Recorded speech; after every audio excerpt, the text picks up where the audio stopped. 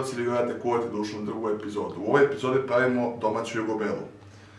Sastojci koji su nam potrebni su jogurt, smrznuta, sad može voće po želji, može da bude jagoda, može da bude malina, šta hoćete, staviti otprilike koliko vi želite. 2 pudinga, ovog puta su to 2 pudinga od jagode.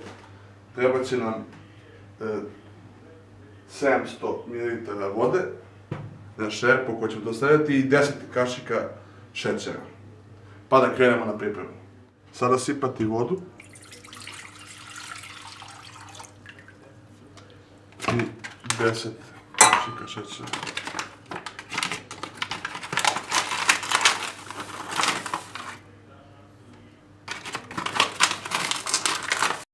Sada začekati da probri, pa onda kasnije dodati puding i smrznuto voće. Voda i šećer kad su probrali, stavljamo puding od jagode. 2 pudinga nam trebaju. Smanjite temperaturu na 3 i mešati.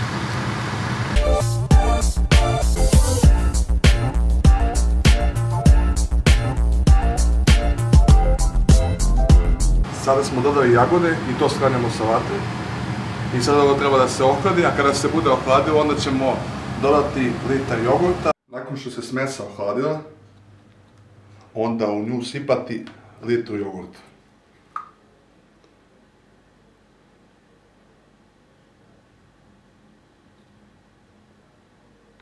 Sada sve to izmešati.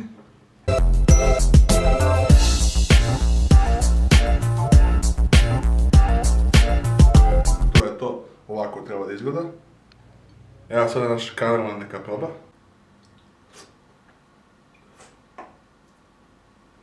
Odlično. Eto, dragi gledalci, to bi bilo to za ovu emisiju. Vidimo se u nekoj narednih epizoda. Pozdrav!